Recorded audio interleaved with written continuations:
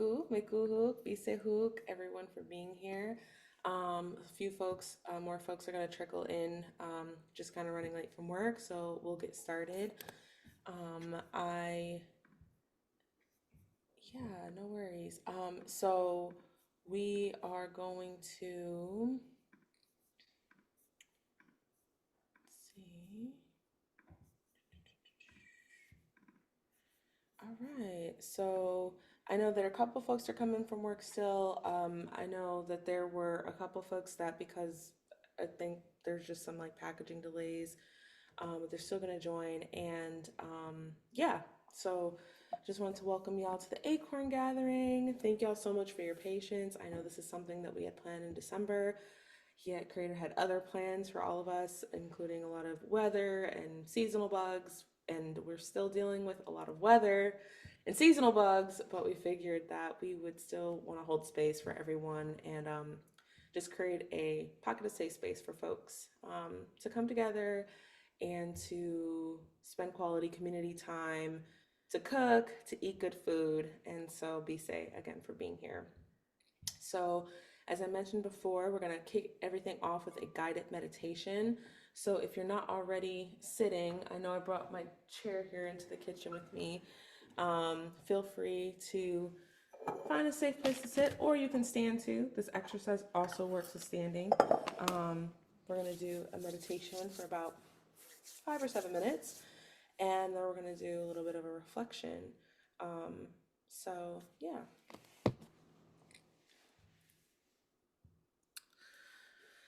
All right, so once you get cozy and find a good, comfortable place to sit, you can either close your eyes or lower your eyes, whatever you feel most comfortable with. And first, we're just going to notice our breath. We're not going to attempt to change it, alter it. We're just going to find ourselves and accept ourselves where we're at right now. And as you're noticing your breath, you may notice that it's feeling a little bit shallow. Maybe you're excited to get started and you're like, oh, we're going to do breathing. I thought we were going to cook. Or maybe you're experiencing some type of like stress physically or emotionally. And so maybe your breathing is a little bit strained. It might even be deeper than normal. So just notice what's going on with your breath. And just like the root of a tree, right? That kind of branches out and those roots branch out to other parts. Your breath branches out through your body, right? And it affects all your muscles and your muscle tension, your ligaments, your cardiovascular system, your nervous system, your lymphatic system, even your immune system. So it's super important during a crazy busy day or at the end of the day or whenever you find that time, even just to take 4 or 5 minutes to breathe.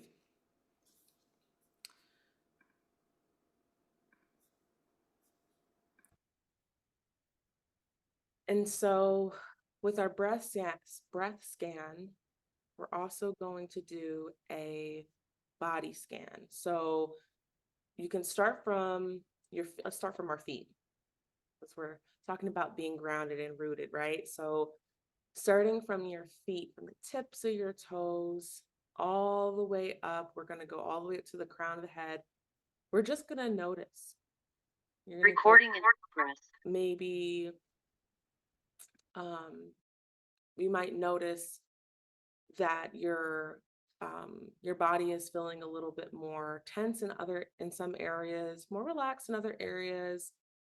You might also notice some discomfort or pain that you didn't notice before once you kind of put your attention onto things. So these are some things that you might experience. So starting with the tips of our toes, we're going to go up the arch of our foot, over the tops of our foot. And as we're doing so, we're going to bring in some intentional breath, not super directed, just breathing in and breathing out slowly and steadily at whatever pace you'd like to. You can also keep a natural pace too if that's what feels best for you. I know some of us have sniffles and colds, and so whatever works for you in this moment. Going up toward the calf, up toward your knees, up your thighs. If you're sitting, across your thighs to your glutes. And then starting to go back up again, your lower back, up your spine, to your upper back. This is an area where a lot of us hold a lot of tension. So again, we're just noticing.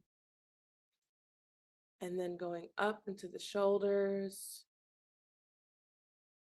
And depending if you're lying down, you might have already come up the fingertips, or you can go down the arms to the forearm, down to your wrists, into your fingers, and then back up again to your neck, your jaw, your cheekbones, your ears, your nose, eyes. Maybe you've been looking at a lot of screens today. You might have some tension in your eyes. And then up to your brain and all the way at the top to the roots of your hair. Just noticing where you're at. Now that we've taken a good inventory of where our breathing's at, where our body is at, where we may have some tension or where we could lean into some support, we're now going to do some box breathing. And I really love box breathing because it's a great cyclical way, even though it's a box, not a square, but I still think of it kind of like a circle, of recycling our breath. And what's cool is you can do one set of box breaths, you can do 16 set of box breaths. You can do as many as you want until you feel your body more so coming into alignment. So our box breathing is going to look like this. So we'll do the practice and then we'll jump in. So we're going to breathe in for 4 seconds. We're going to hold for 4 seconds at the top. And then we're going to release for 4 seconds.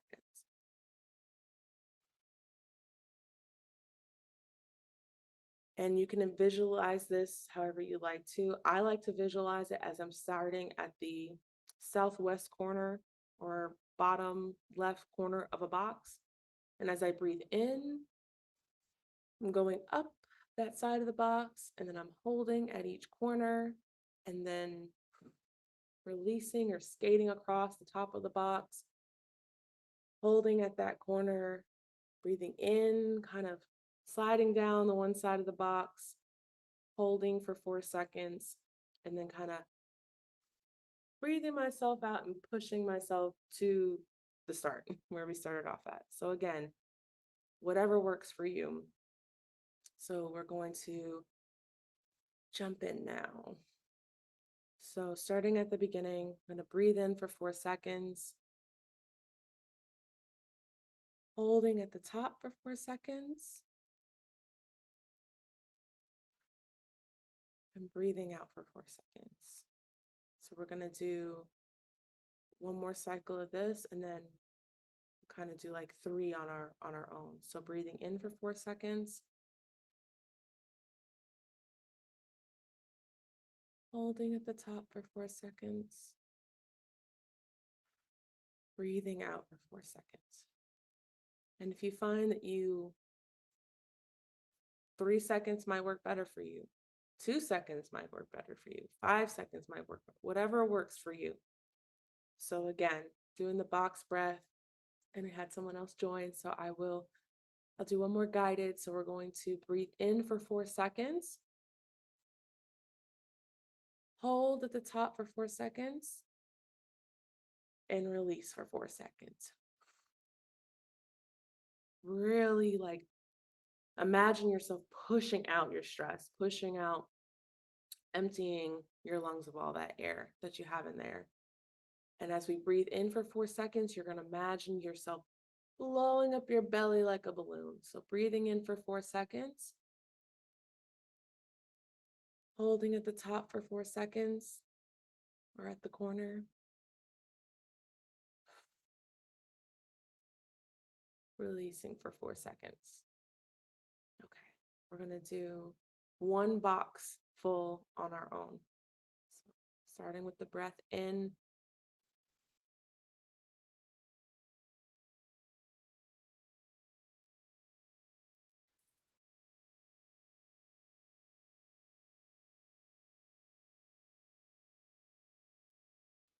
2, also hold for 4 seconds after you breathe out. Breathing in.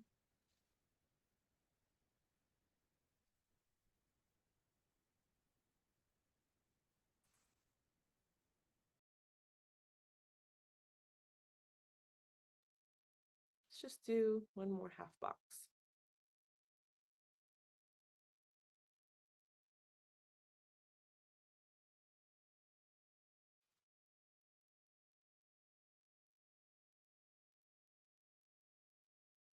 Now you can continue with this breath if you want to, or you can just kind of return to your normal breathing, whatever works for you.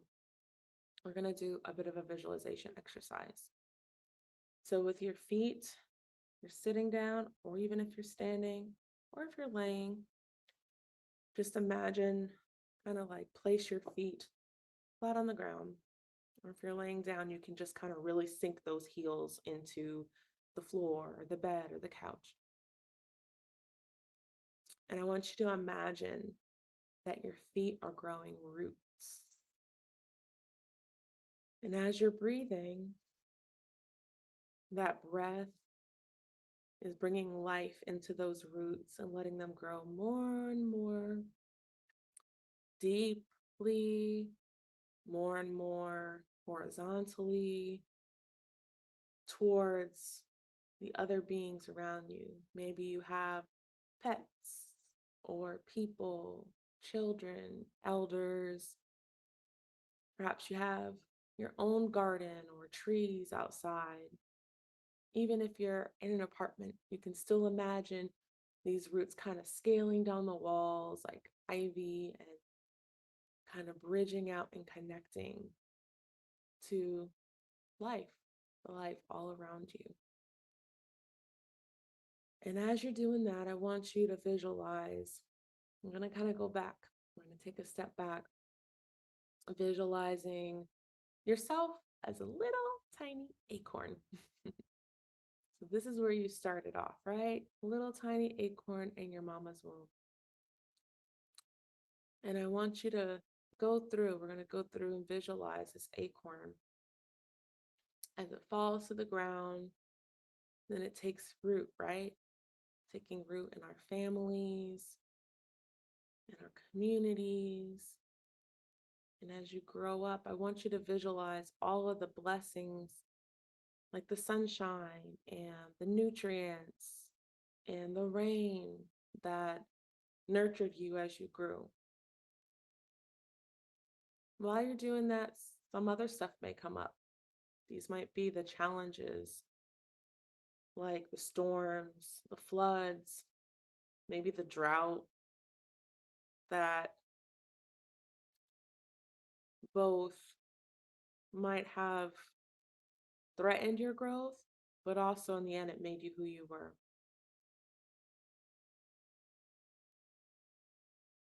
And without getting stuck on those, I'm just going to kind of see ourselves from childhood when we're just little tiny seedlings, little tiny sprouts. As we grow a little bit more into something like a vine with lots of leaves, into something bush-like maybe. That's our teenage years, right? When we're saplings. And each year as it goes, think about each ring, right? That stalk is starting to become thicker as your roots grow deeper.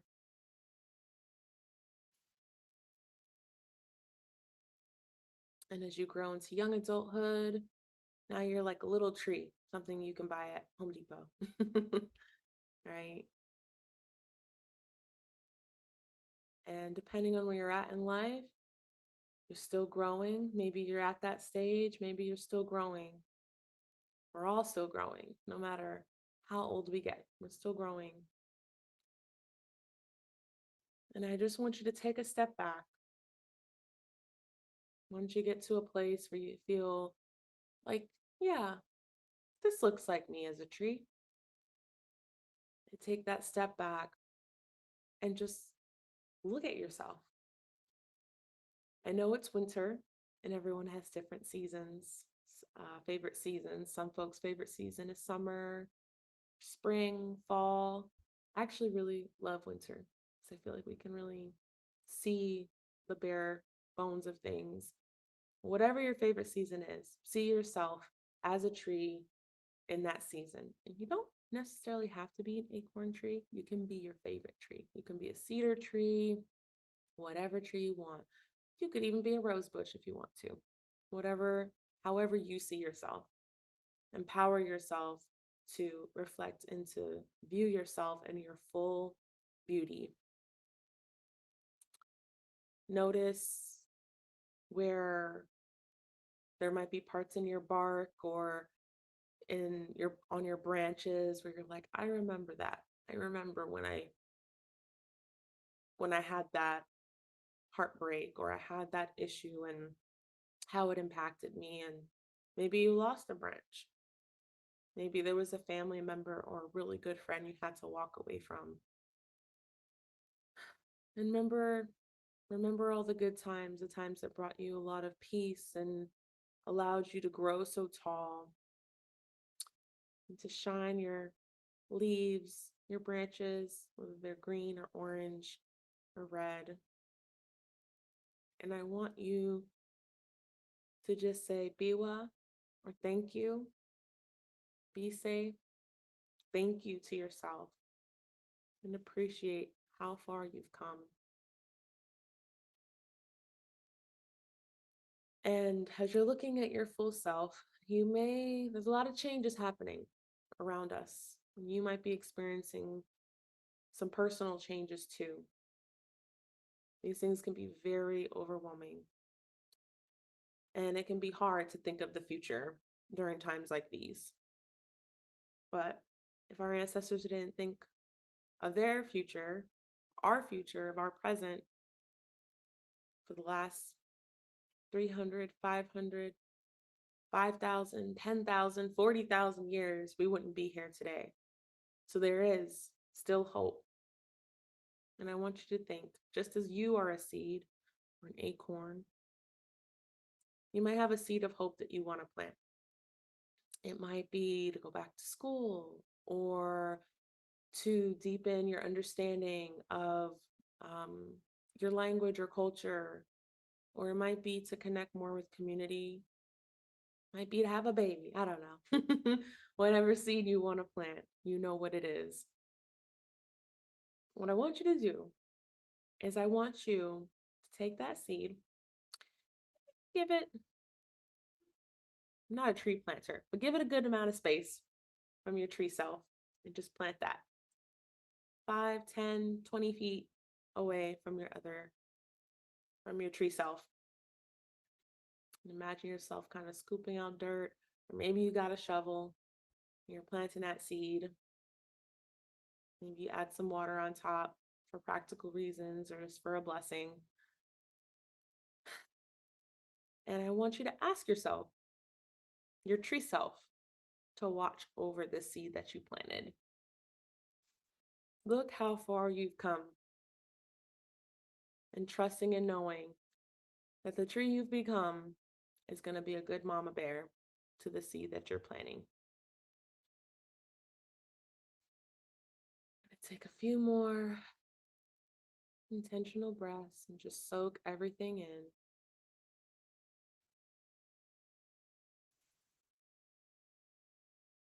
And when we're ready, you can come back, slowly open your eyes.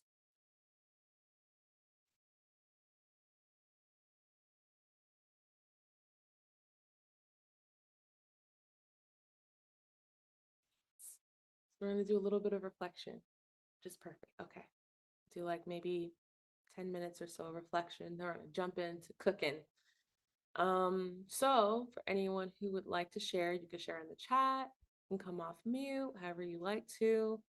Um, what was that process like? First of all, how is it breathing? How was the breathing? Did it work or not work? Some some exercises work for some folks and they don't work for others. Um, and yeah, did you get any insights about your growth process, blessings, challenges? Um, you can share what intention you set if you want to. If you want to keep it a little acorn, you can keep it a little acorn. But whether you share that or not, what actions and what people or who around you do you feel like is going to help that nurture that seed and help it to grow? Oh, Biwa, I'm glad to hear that. Yeah, that's one of my favorite. Right. It helps us get oxygen to our brain so we can think a little bit more calmly, clearly, right?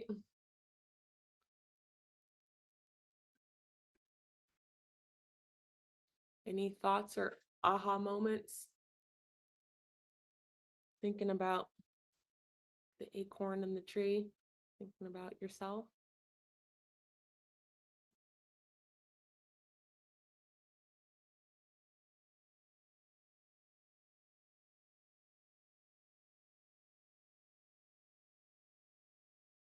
And even if you don't want to share or don't want to share now, this is something you can think about, right? Like it's so important. And I think a lot of our anxiety around the things that we plan and we want to do comes from, um, you know, not grounding ourselves in just those simple steps, right? Well, maybe I need to water my seed or check on it, or maybe I need to build a little fence around it to make sure critters don't eat it, or I need to reach out to this person. I'm going on vacation. I'm taking some time to rest, and I need some assistance while I go rest, and yeah, need some assistance. Somebody watching over my little seed there. All right, Erica shared intention, spiritual connection, spending time learning our native tongue, community connection, and mastering your career path. All right. Oh, I love that. She says, still I rise. I did not break, just shaken a bit over the years. Yeah.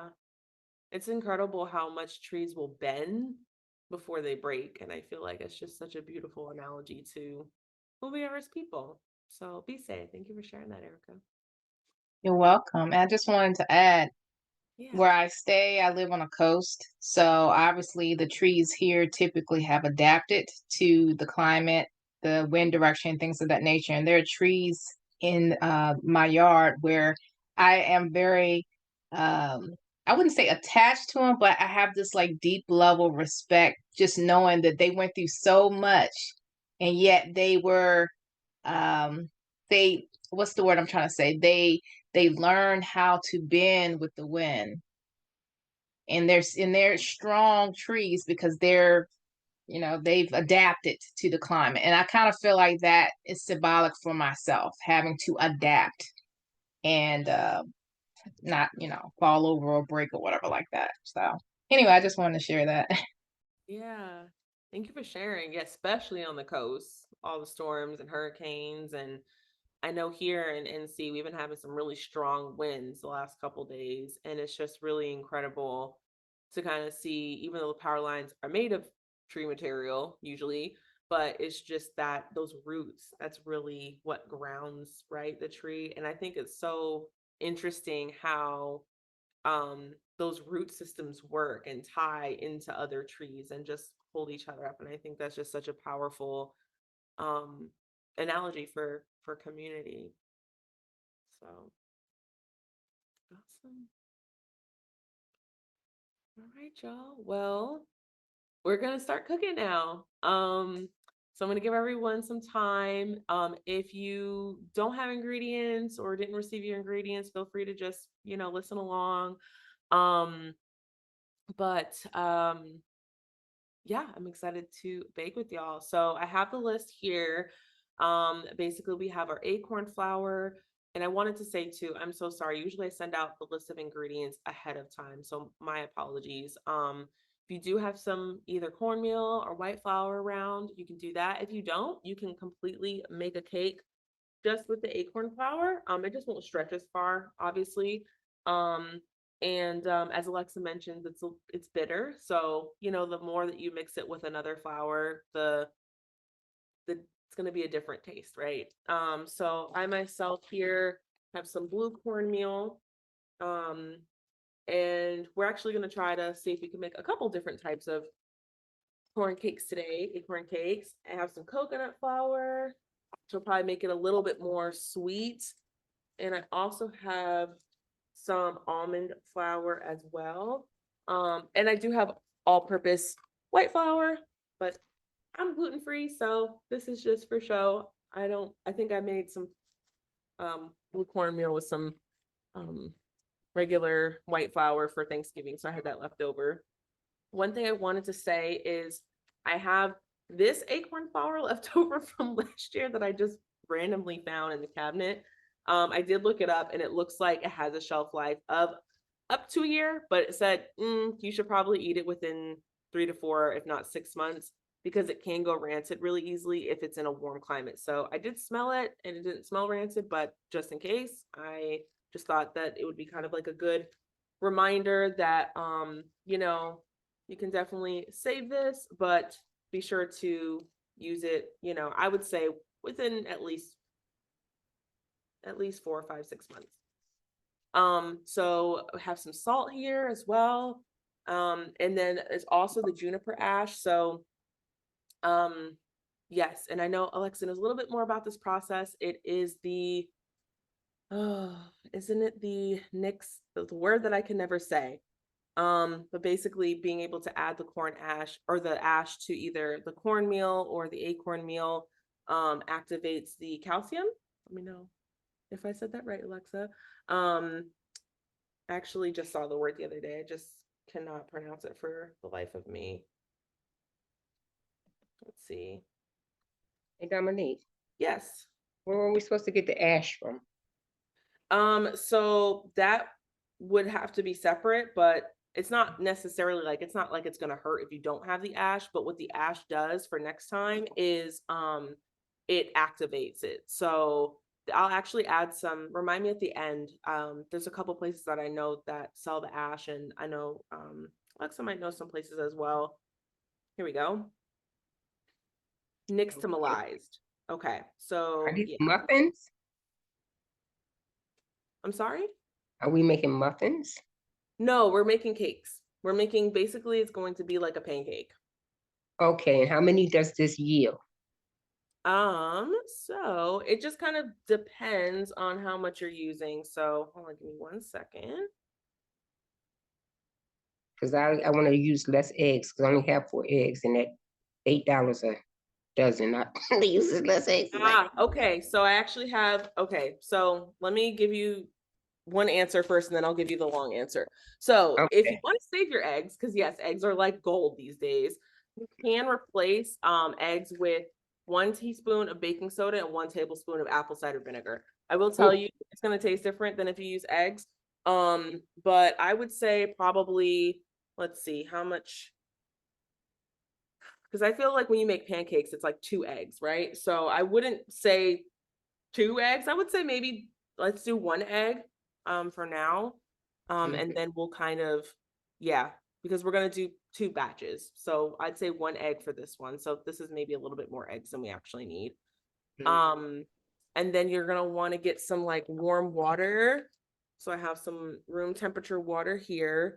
Um, some either a 1/4 cup of lard, margarine, or butter, which reminds me, I'm going to grab my butter. And then I also added here that you can add different seasonings as you want. So you can put ginger powder in there and it kind of tastes like gingerbread. I think we did that last year. It was really good. We also have like the ground cinnamon, allspice, nutmeg, found some cloves in here. And you can also, I'm going to chop up some strawberries myself and see if I can slice them thin enough for it to not fall apart. But blueberries, chocolate chips, things like that, you can add as a topping. Yeah, and then when we're done, so where the honey comes in, and if you'd like to, depending on the taste, so we're gonna experiment. So you can start off with not using honey if you want to, or maybe use like a tablespoon per, per serving that we're gonna make. And so we're going to use this honey, the creamed honey that y'all should have got in your packages. This is gonna be kind of like a topping. It is very good. I'm going to warn you now. It is so good. It is addictive. So yeah, so that's what we're gonna do. So let's start by, if you haven't already, I would heat up your pan to medium heat.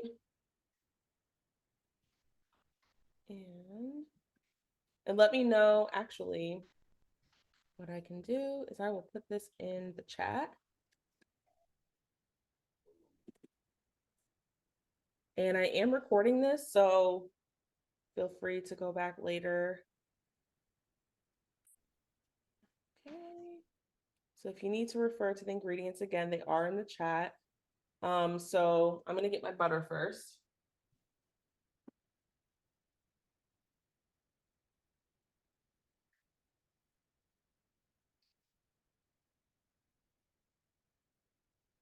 We're first going to mix all our dry ingredients together. So I'm actually going to pull up What I found, on my phone. What's that? you left some traditional Jupiter ash here. You Oh, see? okay. So that's where mine went. So It's there not you that. go. There you go. Okay. Perfect. Yeah. So basically it's yeah, for lack of a better scientific way of saying this, it brings out the nutrients in the food. So if you can eat cornbread all day long, that ash, what it's going to do is actually allow your body to, it's going to, yeah, allow the nutrients to be available and ready to be absorbed. Okay. Okay, so can you put up how much of each we need again? Yeah, it's actually in the chat. Are you able to get to the chat? Oh, is it? Oh, great. Yes. Okay. All right.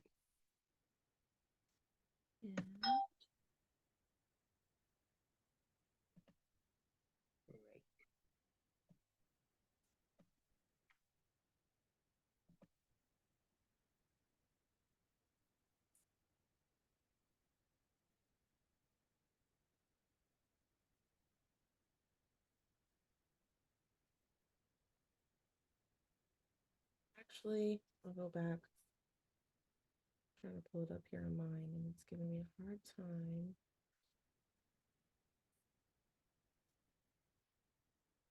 So yeah, first we're going to, give me 1 second, y'all.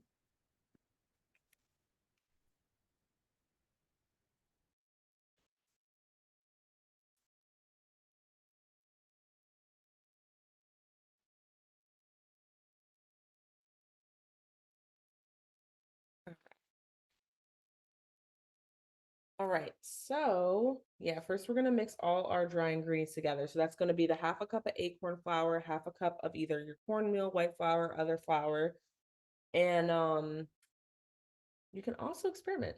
So if you wanted to, you could do a quarter cup of white flour or maybe quarter cup of cornmeal. But we'll keep it simple for the first one and then we'll experiment after. How about that? So let me get my half cup.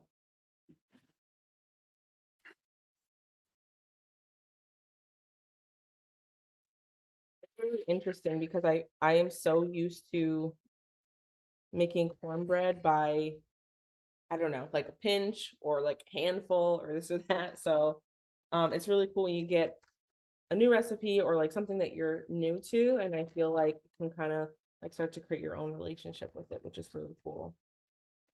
Right. So we're gonna get a quarter cup of acorn flour. Let's see if I can lower this. There we go. Is that kind of easy for y'all to see? I'm gonna try coconut flour.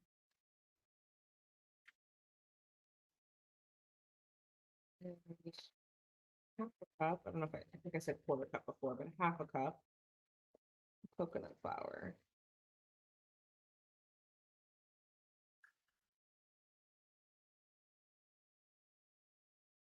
Then we're going to add just a pinch of salt, which if I had to guess, maybe it's like a quarter teaspoon, about a pinch or so. I'm actually going to just do the pinch.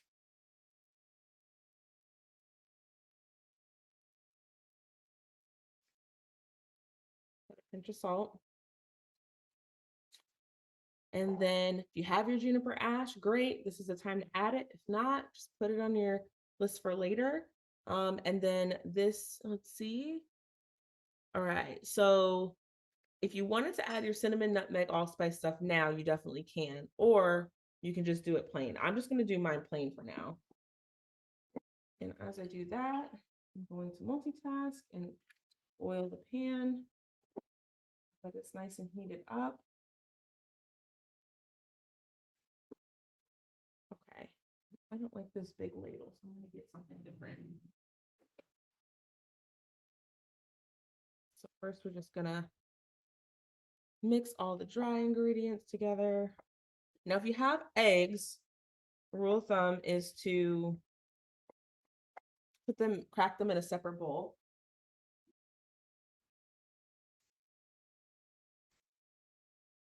I myself am going to do the baking soda and apple cider vinegar trick. So I'm going to kind of probably toggle back and forth. If it bothers y'all, let me know. Or if you want me to go from one page to another, please feel free to just jump in. What's the ratio for the vinegar and the baking soda? Okay, so it's right here. It's going to be a teaspoon of baking soda with a tablespoon of apple cider vinegar. Okay. Yeah. A teaspoon? Yes.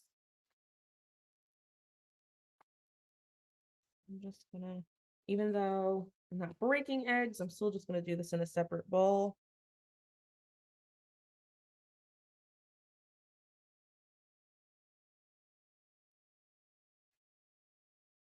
It's always like not enough comes out and then too much comes out.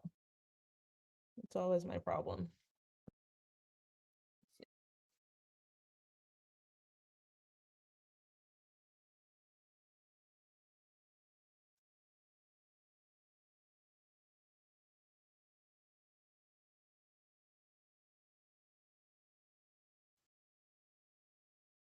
Good. And then we're gonna do, aha, no, that is a teaspoon. Okay. I thought that's a tablespoon. And then I'm gonna do a tablespoon of this. And if you're doing this way, you're gonna notice this cool little science project reaction happening. Don't be alarmed, that's normal. But also the reason why I do it in a separate bowl. Get like a little spoon for that. Okay, perfect. Actually, I'm gonna need a wooden spoon.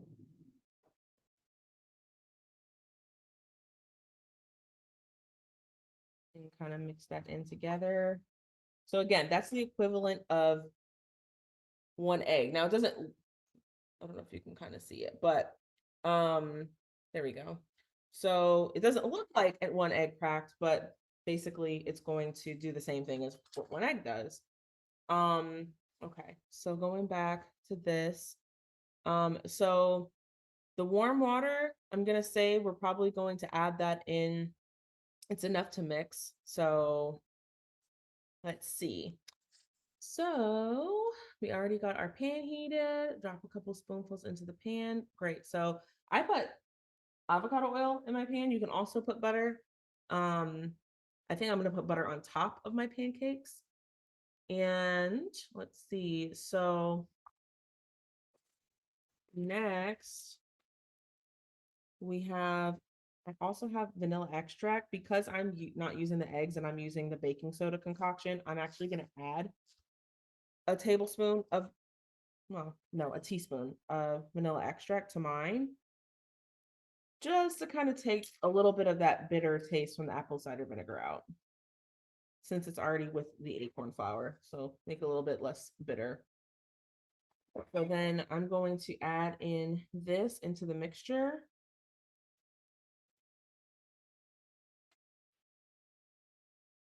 Okay.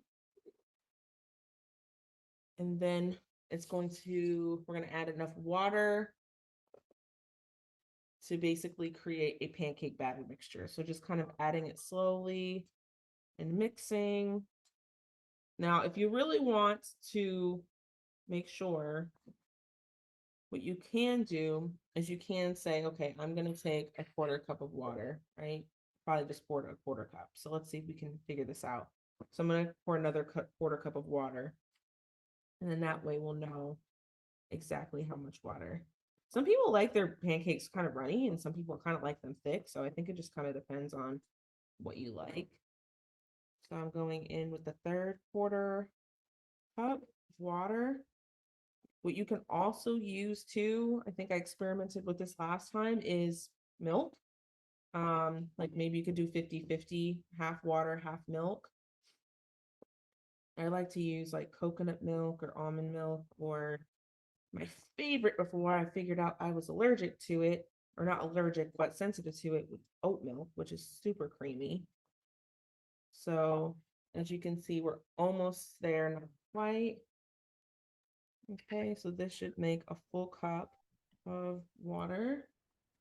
Let's take the pan off for just a slight second, so it doesn't burn when I put it on. And this should do it. So it looks like I can actually update the recipe to say a cup of water. We'll pretty much get that there. Now, if you're using eggs, you might notice you only want to use 3/4 of a cup because it's going to be obviously more liquid with the egg.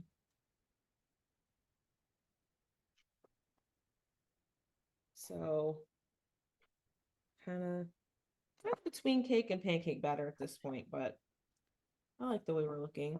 So what I'm going to do is I'm actually going to only use half of this and cook it, see how it comes out. And I'm actually going to save the other half of mine so that I can add like my allspice and my cinnamon and stuff like that, because I'm a big believer in not wasting. So unless you got a family who's like waiting on dinner or would love some of this for dessert, then have at it.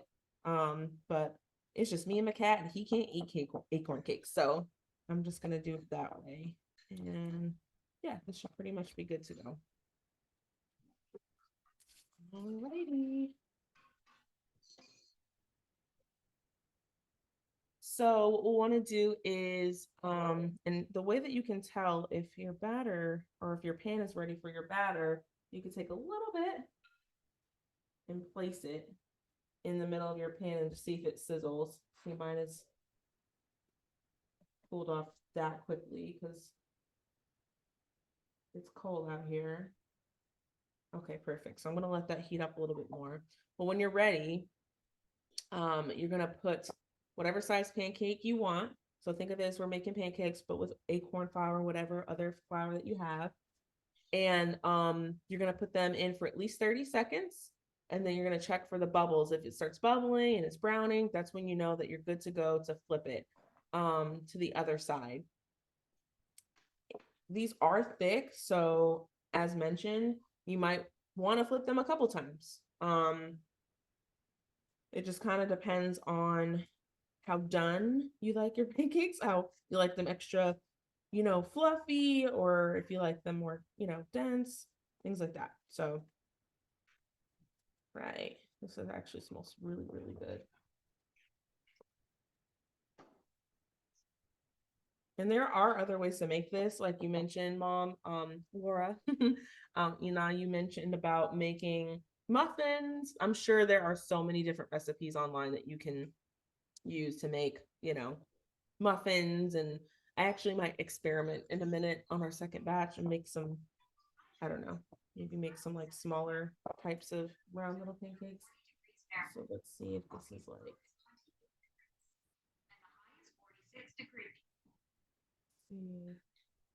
Okay, that's a pretty good. I would say mine is ready to heat. Ready to.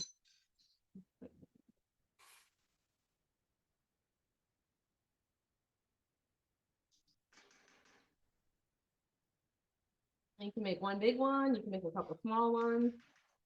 Totally up to you and your preference. Honestly, did not know. FYI, if you haven't started already, and notice I forgot from last year that they spread pretty big. So, yeah, I just gave myself an extra job, an extra difficult task of flipping flipping this pancake on this spread, but that's okay. What's life without challenges?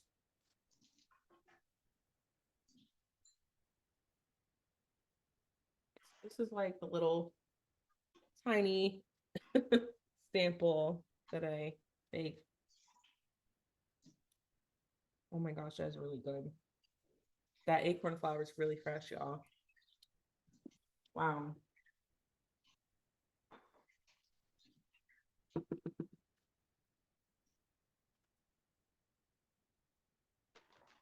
My challenge is not flipping it too soon. FYI, Dom, Mm-hmm.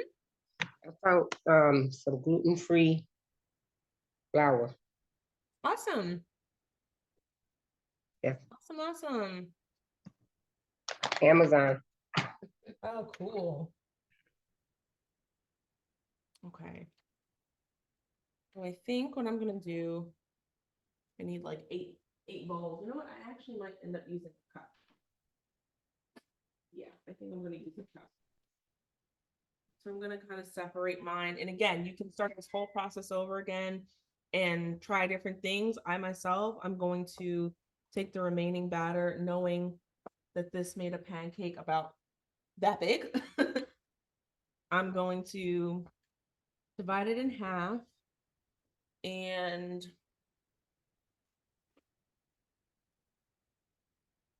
I'm gonna make half kind of like a cinnamon nutmeg.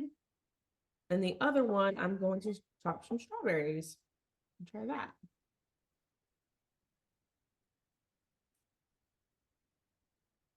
Is everybody faring in the cold? I know there's supposed to be like a huge storm that's coming. I think on Wednesday it's supposed to hit North Carolina. I think it said 3 to 5 inches. So if you haven't, sure you go get your groceries. Oh, I am so behind in the chat. Sorry, y'all. Let's see. Oh, that's awesome. Thank you, Erica. That's super helpful. The egg replacers. Yeah, if you are not a fan of apple cider vinegar and baking soda, if it's a little bit too bitter for you, definitely those are great alternatives.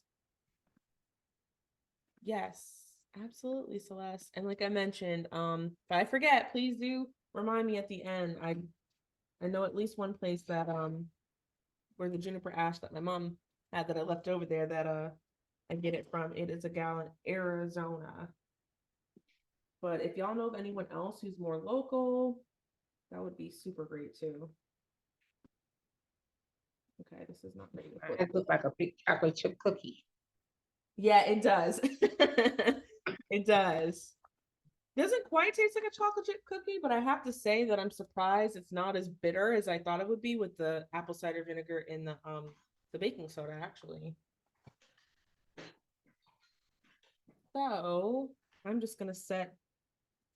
So I have my cinnamon batter, and then I have the rest of this batter. So my third batch, I'm going to attempt to put some strawberries into. So pray for me, y'all. Hopefully they will not make it too mushy or heavy.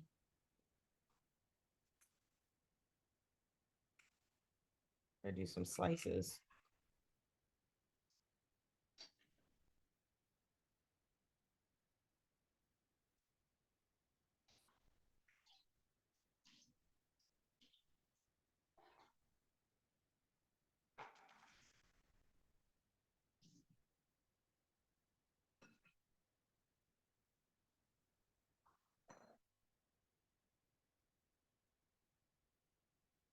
I know blueberries are super good for this because they're not too especially when they're more firm.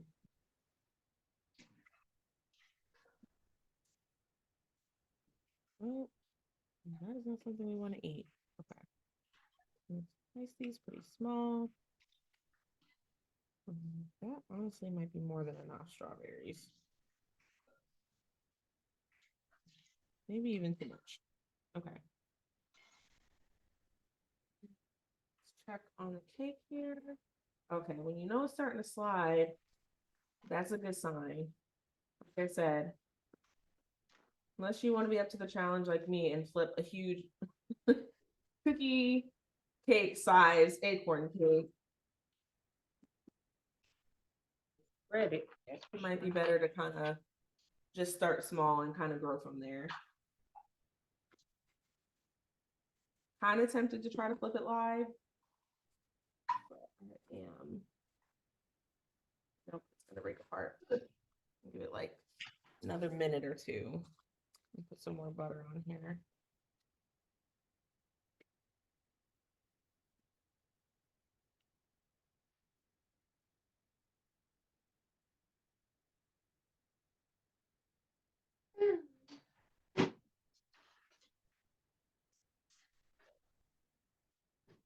Oh, success. I think it was super close to breaking, but it didn't. Are y'all using butter or oil for y'all's in the pan? I'm always interested to hear. Some people use both. I think I think oil might be better because the butter is browning it too quick and not letting it cook. Okay, that's good to know. Yeah, the first side, I definitely use some avocado oil, the high heat kind. Mm-hmm. For the second one, since it's mostly cooked, I use the butter. So we'll see what happens. But this is it. Oh, there we go. That's it so far. Well, with the avocado, it's going to take higher heat to cook it. I It's going have to be the mine opposite on of butter. medium. Oh, I see Mm-hmm. what you're saying. So I'll have to check on it. If I had it at medium and it cooked that with the avocado oil, I may need to turn it It's down. going to take longer to cook. Yeah, so keep an eye on it. Okay, good to know. Okay, I am now gonna mix in. Let's see. So I have some ground cinnamon, ground nutmeg, and allspice. So I think I'll start with just a quarter teaspoon of each. Just to start off with. The taste of the acorn can be strong. So I might I bump it added to I double added a that. little coriander too. I don't think I have coriander. Oh, I do have the coriander you left, but I don't know how to deshell that. Hmm. I said I don't know really how to deshell that. Oh. It came in like a little shell. Like what I made, Chinky Hoy Ho, Oh, that's welcome. not that's cardamom you got. That's not coriander. Oh, okay. Then I don't have Yeah, that. that's stronger. That's Middle Eastern cooking in It was African. really good. Miyoko's creamy plant butter. There's also, I think it's Cares, Kerrs. It's like Irish butter or something. Oh man, that is so good. Oh, but I see, but these are, oh, they're plant butters. Perfect. Ooh, Nikki.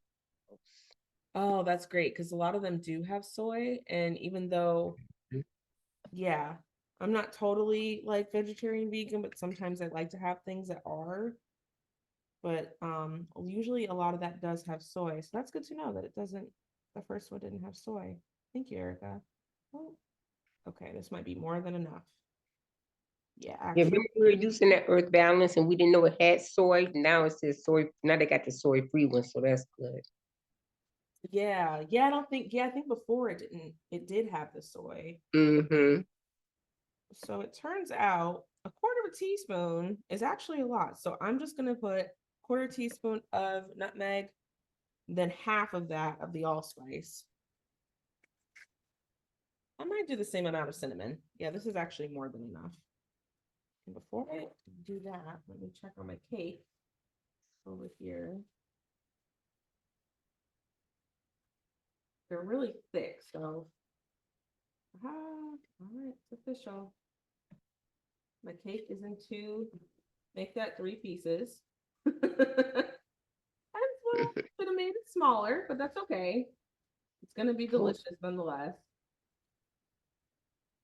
And I'm actually gonna try one of these smaller pieces to see if it's done.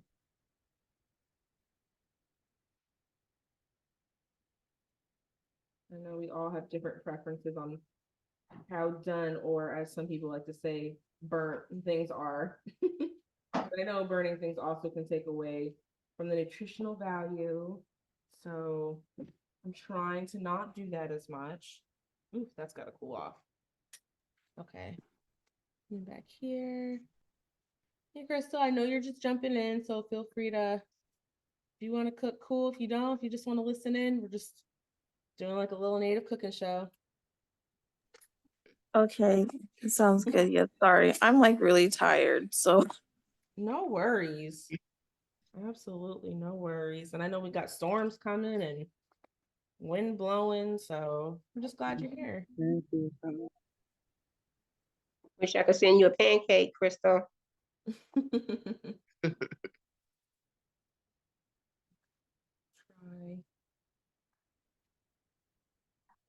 See? I think making them small obviously will make them cook a little faster too. This one is still, let's say maybe like 20, 30 more seconds. So, Crystal, I was just telling everybody I was making the plain one first, and the second one we're doing cinnamon, the cardamom, or not cardamom, the allspice, and the nutmeg. And then the third one, I'm doing strawberries. And also, I had some extra corn or acorn flour from last year, but I looked it up and they did say it can last up to a year, but it has to be stored properly, like in cool, probably even in the fridge. So they said if it's not stored in the fridge, you should probably, in a consistent cool state, you should probably use it within 3 or 4 months, if not 6 months, since it can go rancid. So just a FYI. Won't go bad right away, but might want to use it at least before summer is over. Okay.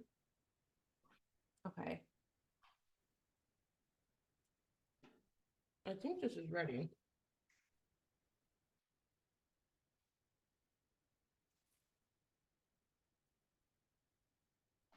It's different this year. Maybe I'm just a better cook. It tastes a little bit less bitter. Maybe they have a different process in the tannin. So as Alexa was mentioning, we really were envisioning this year, hopefully, next year that we can have a gathering where we're actually picking the acorns and doing the whole process from start to finish. And yeah, so hopefully we're able to do that. I'd love to do that. Love to do that with y'all sometime in the fall.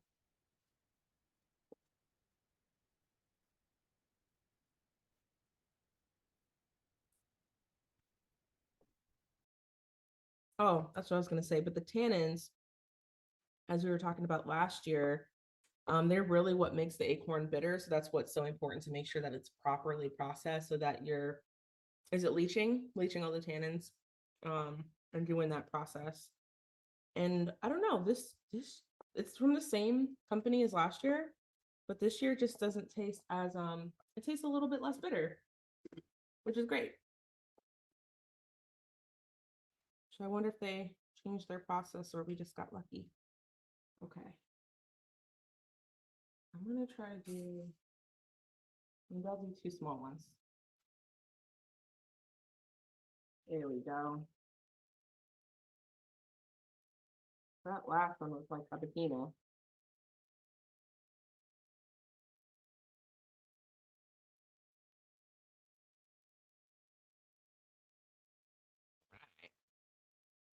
And since I don't have eggs in mine, I'm gonna taste the batter. Yeah, it's a little bit more bitter, but it's not, again, as bitter as before. Okay, cool.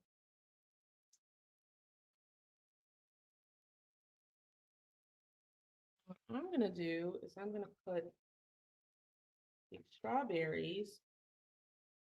We got Put them up. Put them in the cup. See if that makes it a little easier to pour too.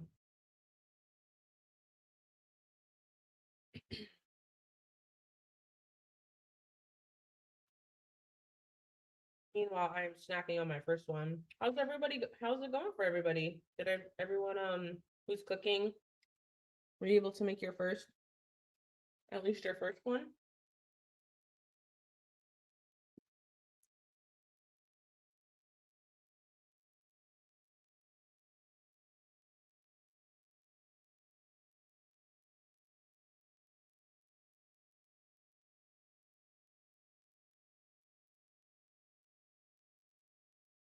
Right. So I have my second batch baking, and so I'm gonna show y'all how mine turned out.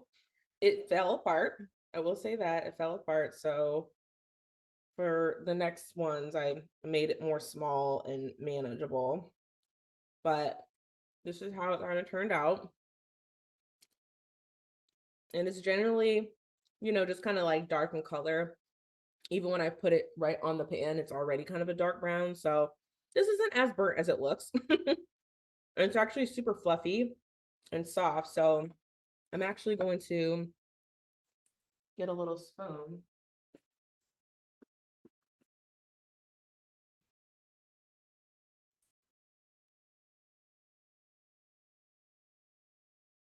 So what you can do is you can either drizzle some honey on.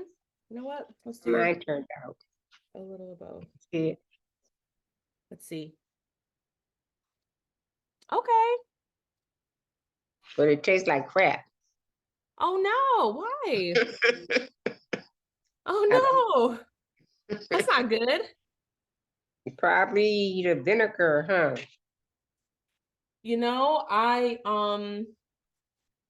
What did you use for the other flour? Almond. You know what? Probably saved mine. I used coconut flour and it's sweeter. Is it? Yeah. So this is the part where the experimenting comes in. I feel like if you were to use like either coconut flour to do the half and half or cornmeal, they're more sweet than the almond flour because the almond flour is just pretty much, to me, it's nutty, and so is acorn flour. You know what I mean? Yeah. It's got an acorn So, like yeah. oh, I'm sorry. Well, here's the silver lining. You can always dunk it in honey and it'll taste great. I dunk my finger in honey. It tastes great. Well, there you go. It's the honey silver lining. Gold lining. I used almond flavor too. I might have used too much almond and everything. Oh, you used almond flavoring? Yeah. I used vanilla extract. Yeah, I probably should have used that. Yeah. You'd be surprised because almond flavoring it's still kind of sweet. And almond flour isn't super bitter, but just those little changes can really make a huge difference. But now not only those things, but the preference that you have for like a 50-50, because some people do 3/4 almond or 3/4 acorn flour and 1/4 another flour. So for you want to do 50-50 or maybe even 25-75. Yeah. So I would highly recommend taking some notes, or even as soon as we get off the call, just kind of jotting some things down, right? So that next time you're like, okay, you still might be experimenting next time around, but it'll be closer. It'll be closer. So, and remember, it's like our ancestors used what they had when they had it, right? So they're probably not going to have fresh strawberries in the middle of February, but you might have some dried ones. If they did, they're gonna be $20 a pint. Right. For the organic ones. Well, these were on sale because it was Valentine's. Oh. So I Ooh, have this dark here with chocolate. like the regular honey, and then this one Mm-hmm. is the more like, I don't know if you guys can tell the difference, but actually here, let me put it on the spoon. So I have the regular honey on top Mm-hmm. and then the creamed honey on the bottom. Can you kind of see how it's almost like has a white film on it, the creamed one, versus like this little dot right up here? So I'm gonna do a taste testing between the two. That cream honey is good. I put it in some peach tea, hot peach tea. Ooh, it's great, isn't it? Like it with normal honey is already good, but the creamed honey, it just puts it over the top. I don't know how to explain it. Even if you're not baking and you have your honey package, just go try this honey. Because it is so good. It's like the best honey I've ever had.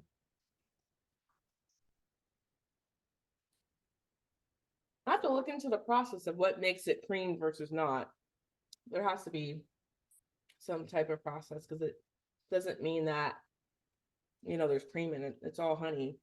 Mm-hmm. There's a woman up the street. She's the beekeeper, and I got honey from her, and it tastes like sugar water. Oh no. Yeah, so I used it for I made a facial soap out of it. Hmm. Yeah, that's true. I'm sure certain processes lend them to certain different things. Mm-hmm. Because honey like this is, I feel like, more for drinks. You can bake with Mm-hmm. it, I guess. But honey like this is more like as a topping. Yes, delicious.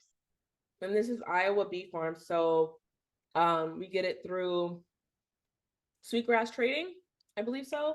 And they have all different types. They have blueberry, they have, yeah, they have all different types of flavors. I'm gonna drop it in the chat for y'all at the end. The Iowa Bee Farm honey is super good. They're from Nebraska. Um, I was I gonna think say so. it's the Nebraska Kansas border. It's like, I don't know, because I have a friend who's Iowa, and I drove up with her to her res No way. like years ago. But yeah, it's like on the Kansas Nebraska border, because they're called the Iowa tribe of Kansas Nebraska, because then there's also a band of Iowa in Oklahoma. Oh wow. Thank you for correcting me, Crystal. Iowa, not Iowa. Iowa's the state. I, I've heard people like call it Iowa, other people call it Iowa, and some people spell it differently. I don't know. That's the only way I've heard her call it, and like people around here call it Iowa, so I don't know. That's what I just say. So Yeah. And to your question in the chat, that actually I haven't tried that yet, using our strawberry toodle corn meal with the acorn, but I would love to try that. It'd be interesting to see. Strawberry corn. Is that red corn? Mm-hmm.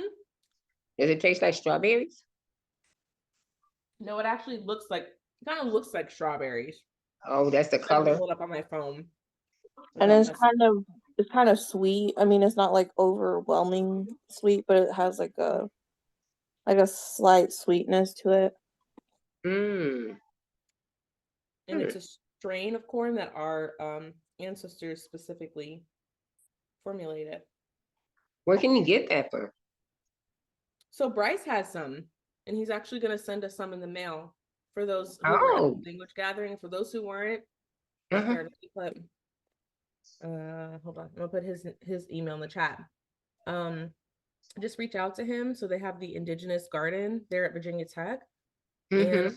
they have all different types of seeds, and they have a lot of seeds that are native to like Virginia, North Carolina, and they also have like the Toodle corn seeds. So, yeah, he has some seeds up there, and he's Okay. yeah, it's like a little bit of a turnaround wait, so don't worry. I think I put in my request in July and they're like still working on it, but yeah.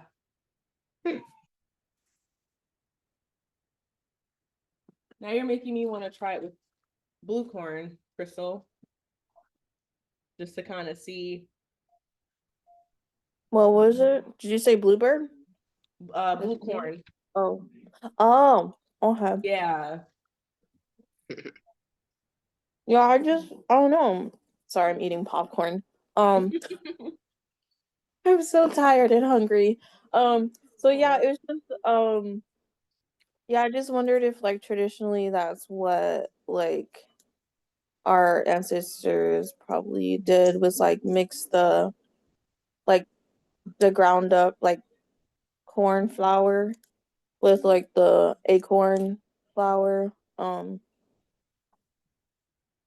Yeah, just like I mean like the like like our ancestral corn, so like the strawberry I just call it strawberry corn because some people call it like strawberry tutelo, some people call it strawberry tutelo mannequin, so I'm just like strawberry corn. I don't know. um hmm.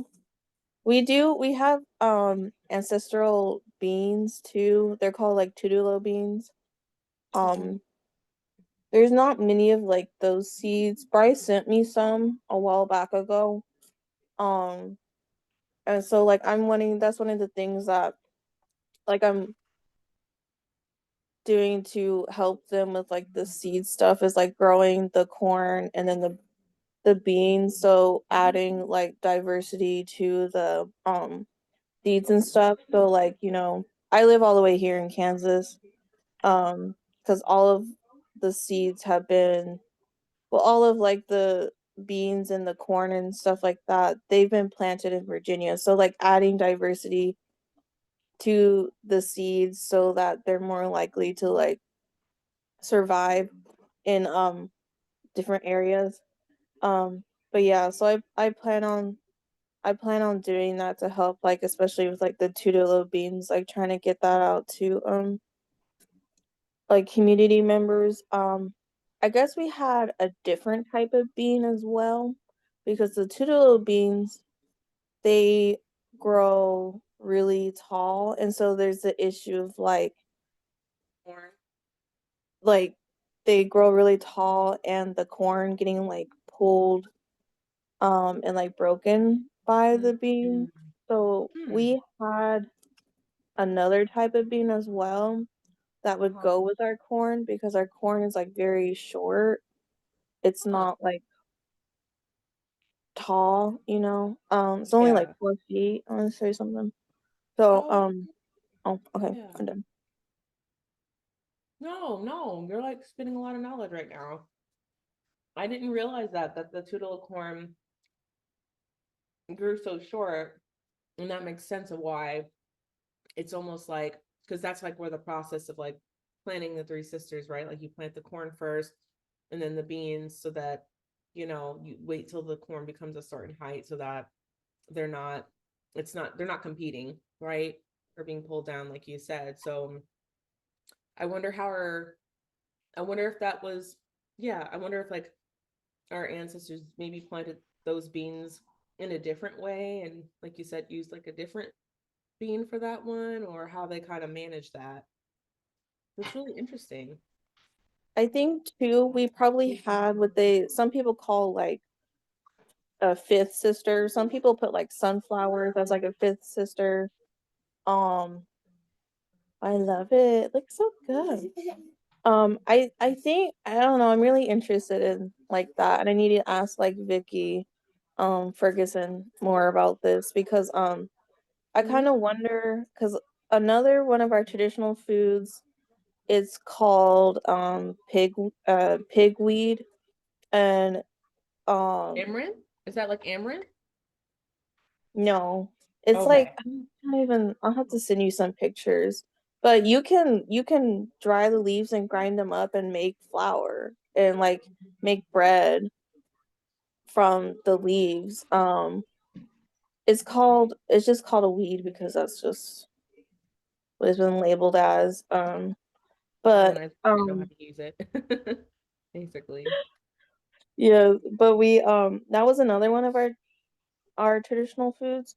So I Mhm. kind of wonder if that was kind of used as a fifth sister. So maybe like once the beans overgrew the corn, that they Mhm. latched onto like I don't know, pigweed or something that was like planted close by or like part of the I guess we didn't use mounds traditionally. We used I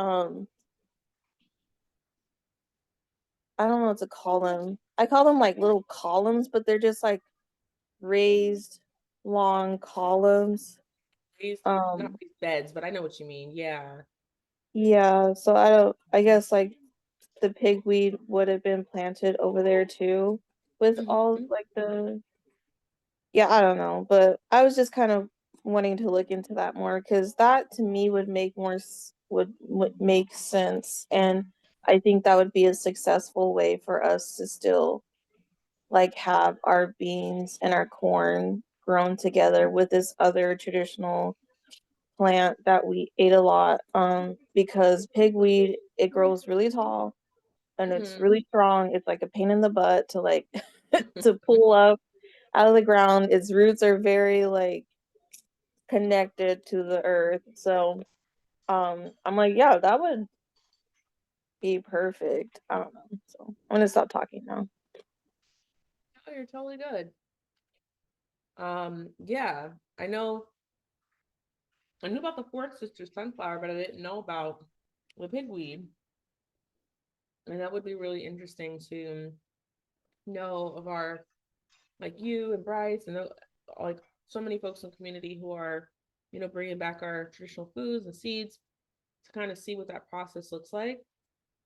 Because obviously each culture community is tied to a different place, so then those things also grow differently, and then have like other supporting, plants like the pigweed, um, to help. So yeah, it's it doesn't surprise me that things are a little bit different.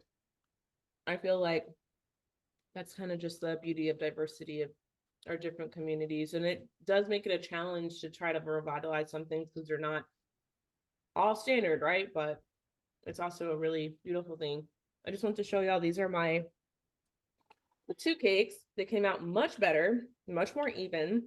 They're nice and crispy on the outside, still gooey on the inside.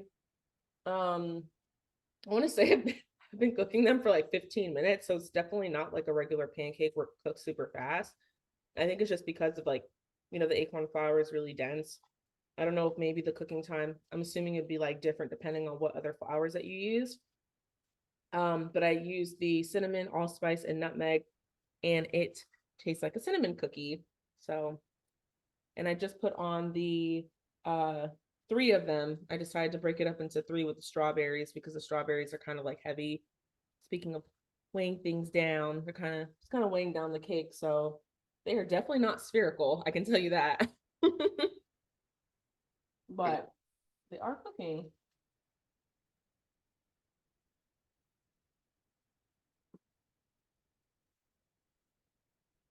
Mhm.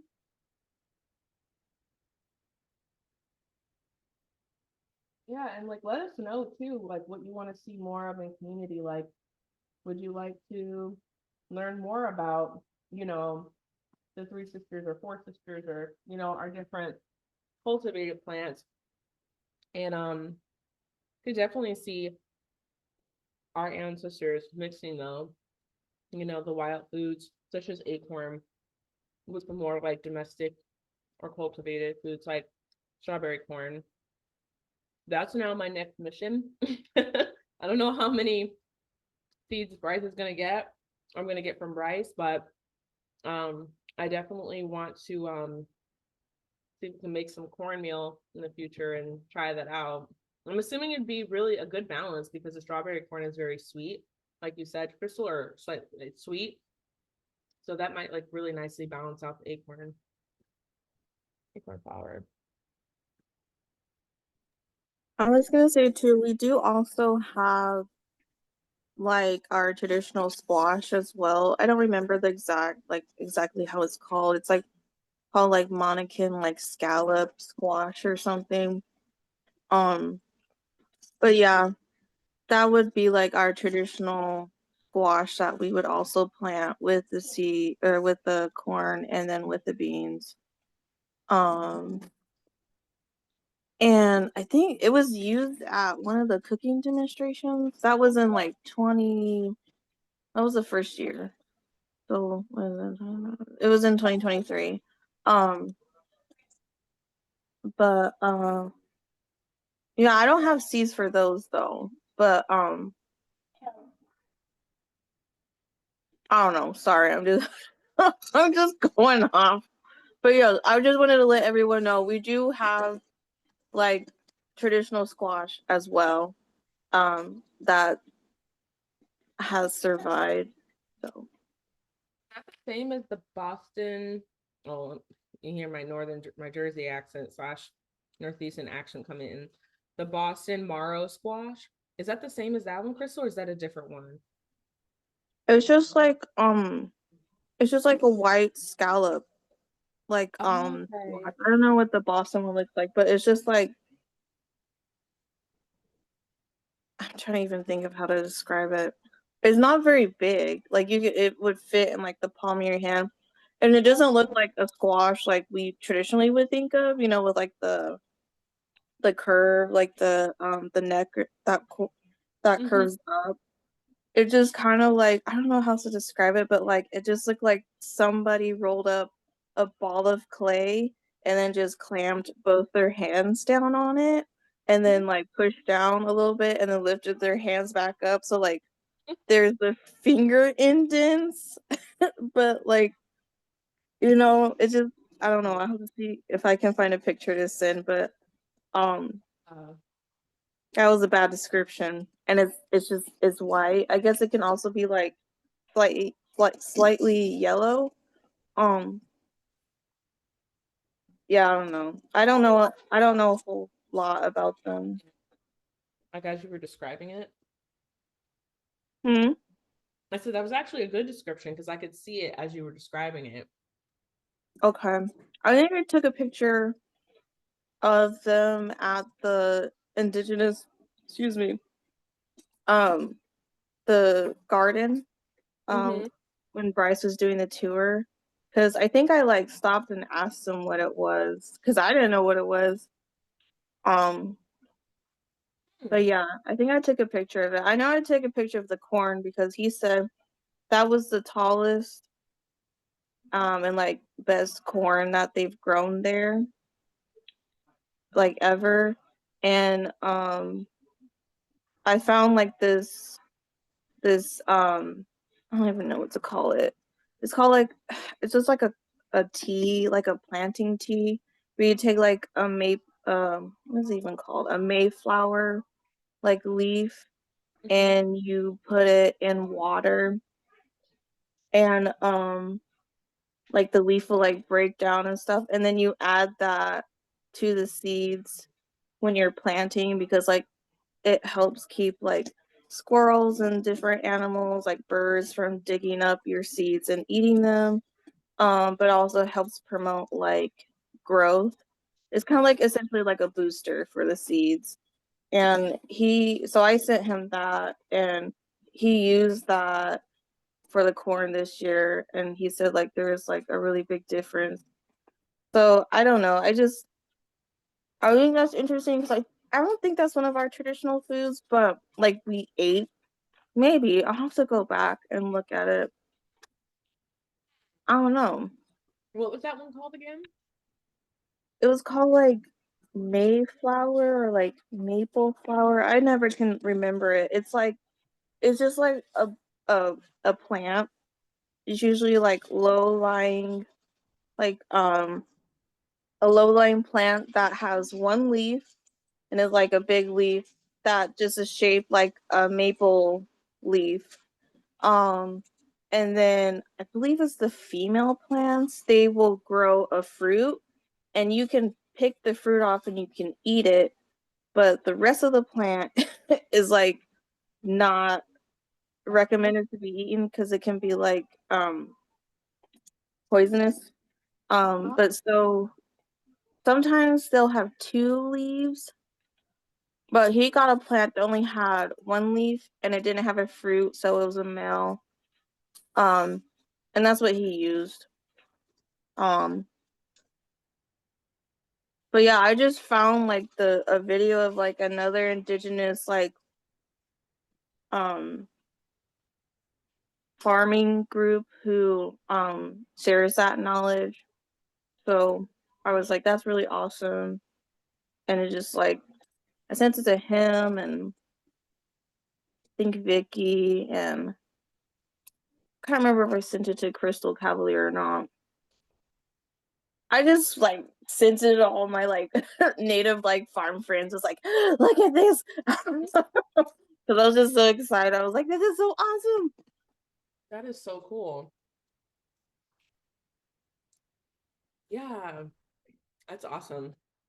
I love learning about that stuff. I think it's like super important, especially like kind of like language revitalization, cultural revitalization, and revitalizing our foodways is just really kind of it just fits all together, like once you kind of start learning all these things and there's a lot of like cultural practices even in the ways in which we plant and the ways in which we use things. So that's really thank you for sharing all this knowledge with us. Awesome.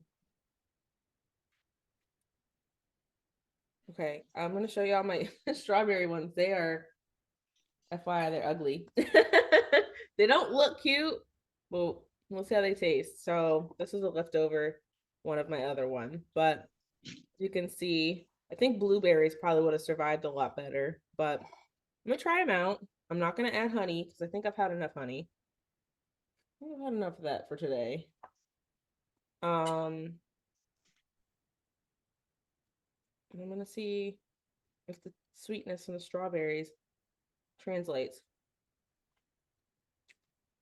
Let's try this one.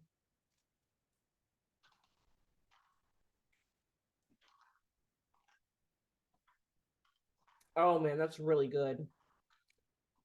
I hate to say this because it's so like traditional and organic and like, but you guys ever had a strawberry strudel? Remember the ones with the little packets of it tastes like that, but like 10 times better. That's really good. Okay, so definitely a way to cut down this if you want to cut down on the bitterness of the acorn flour, but you don't want to add a lot of sugar. You're trying to avoid sugar, honey, all that stuff. Definitely vanilla extract will help. Using a flour like coconut flour or even cornmeal, the more sweeter ones, the better. So I would say blue corn is pretty sweet. We talked about using possibly experimenting with strawberry tula corn meal to be continued. And then obviously you can add some berries to it and it goes really, really well. Awesome. Let's see, there's some more comments. Okay, here we go. Yeah, I think Bryce did show us this. That looks really familiar. So you were saying the plant, it's inedible to people and animals too? I know the fruit, you can eat the fruit. But I don't think the leaf, it's not recommended that people eat the leaf. I don't know about animals, but I know like I don't know if you guys have seen that documentary called oh my gosh, what is it even called? Oh no. Um why am I blanking on what it's called? Is it called Gathering? It was on Netflix. This is gonna bother me hard. Let me look it up. Because it was really good. It made me cry. I was like, oh my gosh. But there was an elder who talked about how there's medicines that we can get from the animals we eat. So like there's like poisonous plants we can't eat that have medicine that we can get by eating the animal instead. Wow. So I don't know. That's I'm awesome. assuming. If you think of it, let us know. You Hmm. lay down tonight and it'll come right to you as soon as your head hit the pillow. You're like, that's it. I know. It's called Gather. I Yeah. highly recommend it because it was amazing. You said it's on Netflix? It was on Netflix a couple years ago. I don't know if it still is. Okay. Probably YouTube. Yeah. I think it might be on YouTube. 'Cause I know, I don't know, like a whole bunch of people were like doing like showings and stuff for it. So it was like a excuse me, pretty popular documentary. Cool. You know what? That makes me think of like, I don't know, maybe somebody here even knows and has the answer to this, but you know how like squirrels and chipmunks, they love acorns and they eat them Mm. all the time. And it's like we learn so much of our, cultural teachings and our food from, our animal relatives first, like watching them what they eat. And I wonder what that process was like, kind of like seeing them eating the acorns. And like obviously that is gonna go into their meat, that we're eating them. But then also if we're just eating the acorns. I mean, I'm assuming,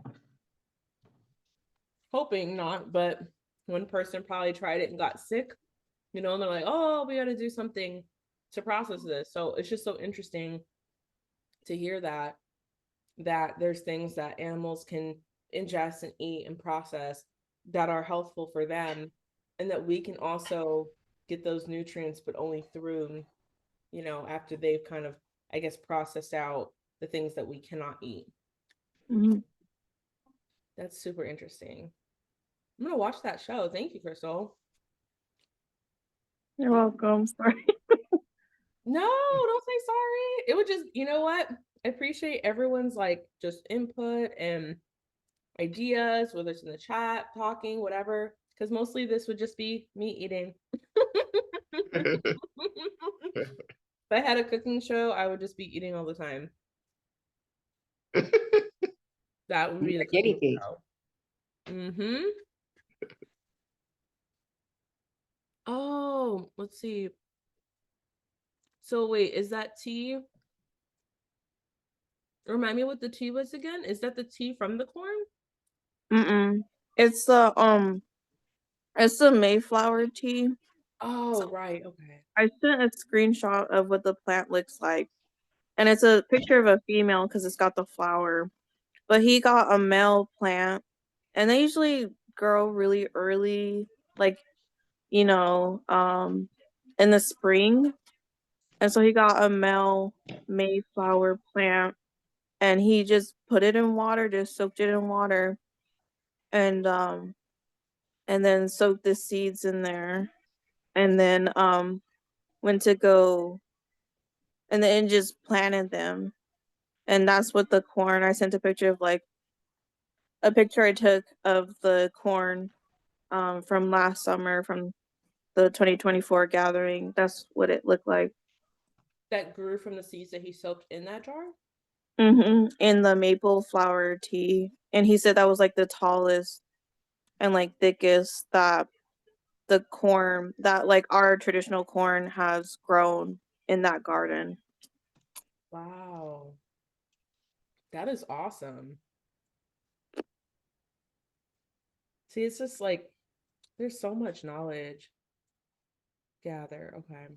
There's so much knowledge, there's so many different things that we can that our ancestors learned, and then also like even knowledge that's been lost, we can still revitalize it through that relationship, that we have with the plants as we're interacting with them, and even new things, especially as we're dealing with climate change and, you know, erosion and all these different issues. And that's really awesome to see that they grew so strong all from that tea.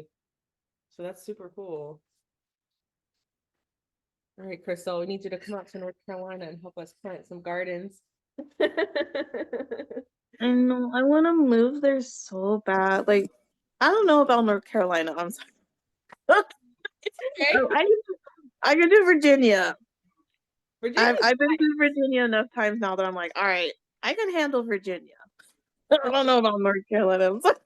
I'm sorry. Big two country. No, because I grew up in the country, and the girls and I live out in the country. It was just, I don't know, it was a little too south for me. I was like, It's so funny. To me, it's North Carolina, Virginia. It's the same thing, but I guess it depends on what part of North Carolina you went to. Yeah. Because my sister lives in Maryland, and she swear Virginia is the country. Mhm. I guess it just And it's goes. just one state over. But I understand because I would not move to South Carolina. That's kind of Yeah, how that's I feel different. too. I'm like, it's just a little too Yeah. south. Yeah, Yeah. And I this would is move far to south. Georgia if I moved to Atlanta, but now Atlanta's like such a big city. New Like York I City do well. I grew or up the in New South. Jersey already. I don't need to, yeah, the urban sprawl. I think we went to Atlanta back in like October 2023. And I almost like started crying just from the traffic. Yes. I was like, this is insane. And I grew up in New Jersey, 20 minutes from New York. But it was different because it was like a sprawl. So it was just hours and hours of traffic. I'm like, I've never seen this. New Jersey, if you drive for 2 hours, you're gonna be out of Out it. of the state. Right, you're gonna be out of the state. Like, but it just seemed to go on and on and on forever. Hey Smokey, you want to smell what's going on? He's been sitting in that chair, y'all, like the whole time, just watching what we're doing. Sorry, you can't have acorn cakes, I don't think. Like, pretty sure you can't. He's a But good boy. He doesn't jump up on the cabinets while we watching. he didn't, but he did stretch a little bit. I'll give you a treat when we're done. um, but no, I'm so glad. Like, thank y'all so much for coming. I know we're kind of coming to the end. But I wanted to share like a couple poems. But before I do, I just wanted to really, I don't know, just like edify everyone to continue. Like let's keep doing this. Like let's keep coming together, whether it's in person, virtual. Sometimes virtual's harder, sometimes it's easier, but it does give us more options to, connecting and just exchanging, cultural knowledge and things like that in really easy and like digestible ways. Um, even though I know I had a little bit too much honey, I do feel better after eating the acorn because I suffer with a lot of like chronic fatigue and chronic pain and stuff. And it really just gives you energy in a different way that you aren't getting from, like, definitely you're not getting, in my opinion or my experience, like from white flour. White flour just makes me want to like go into a puddle on the ground. But like, I don't know, it doesn't make you lethargic. Like I feel energized. It's probably a lot of the honey, a lot of sugar, but it just feels good to be here with y'all, just chew on some strawberries and some acorn and stuff. And don't get discouraged. I know mom, your acorn cakes kind of came out crappy, but just keep experimenting. Yeah, definitely this batch of flour, I'm not gonna lie, y'all. This batch of flour was better than the last year's. The last year's was more bitter. But yes, practice, practice, practice. Find out what works with you, what works with your body, all that good stuff. Hey Celeste. Hi, Celeste. Yeah, everyone. Thank you for the yeah, of course. Of course. I'm recording. I recorded this, so I'm gonna post it on YouTube and I'll share the link when it loads in a day or so. So that whenever y'all are ready to cook and have all your stuff, hopefully it comes before the snowstorm, then you could like watch it and use the recipe and just play around with it. So I'm Did gonna you say, say where we can get the ash from? oh no, I did not. Oh, Thank you. yes, that's a good question. Thank you. Yes. So blue corn custom. Designs is her name or her business. I'm pretty sure.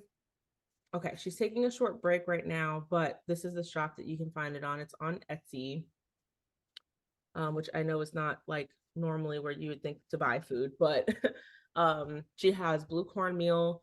Actually, the blue cornmeal I have now is not hers. This is like a good organic, gluten-free, et cetera, one from Amazon, unfortunately. I think I It got was the like 2 days. Sprouts, right? No, I got it from, I think they sell it at Sprouts too, but I think I had to rush ship it from Amazon for some reason. Something. Okay. Yeah, it was like 2 days before Thanksgiving or something. And I think they were out at Sprouts, but she sells blue cornmeal and the juniper ash and some other stuff too. She actually sells like ready made baked cookies too. So good. But she grows the corn in her family's on her family's land in northern Arizona, and grinds it and everything and processes it and stuff. So and she, locally sources like a good source of the juniper ash. So again, like it's not local, it's not southeastern, but if y'all see anything, please let me know. I mean, I love to support the folks across the board, but would also be really cool to know if there's something that's a little bit more local to us. Oh, okay, yes, I've seen these, the scallop squashes. Cool. They really Does do, the honey yeah. have to stay in the fridge, or can we keep it in the cupboard? Let's see. Um, That's some good honey. We don't want to waste it. it doesn't say. I don't know. I feel like if you put it in the fridge, it's going to get hard and like, Yeah, yeah, probably in a dry, dark place in the cabinet. yeah, yeah, like a Okay. cupboard. I think Okay. it should be just fine in the cupboard because it's literally just honey. So just like where you would store, regularly store your honey. But definitely the corn, not the corn, I keep saying cornmeal, the acorn flour, be sure to seal it. I don't see any problem with putting this in the fridge, to be honest, especially if you don't think you're going to use it for a while. If you feel like you're going to bake next weekend or something, put it in your cabinet, but put it toward the front so it doesn't get like lost or Yeah. forgotten. But yeah, the Push honey all should the be, air out when you close it. Push all the air out. yeah, yeah, absolutely. Um, so now that my hands are sufficiently sticky with honey, let me grab a poem with y'all to close us out. Here we go. How much time do we have? Okay, we have 2 minutes. So I'm going to read Cycles. It's from my book, Seeds, Stories of Afro-Indigenous Resilience. And if you wanted to find it later, it's on page 45. Cycles. Flowers flowering, rivers ribboning, trees trailing, along mountain kins traversing, pinnacle peaks for fearless fortitude, for waiting women, for chanting children, waiting forever and not at all, for the rain to fall, for creator's call, for the sky to ignite into a ring of fire, engulfing the sea and granting desire, death and life recycled there right before her eyes. That's Cycles. So be safe. Thanks y'all so much for joining. Uh, Yeah, I appreciate y'all for being here. Any last thoughts? Thank you for setting this up. Like you said, sometimes in person is better and vice versa. So thank you for this virtual opportunity. And yeah, I'm grateful to be here and to learn from everyone. it's Aha. good to see y'all smiling faces. Yeah, I was gonna say thank you. I know like a lot of people like the in-person things, but I really appreciate the virtual because like I'm all the way here in Kansas and it's really hard because there's a lot of native people here in my area as well, but they're all from different tribes, and so like a lot of the stuff is like intertribal, and so like a lot of my friends are from different tribes, and like we'll go to like the powwow and like a round dance and all that stuff together. But it's just like at the end of the day, it's not like Family. yeah, and it's I feel so bad saying that because they're kind of like my family and my community away from you all, but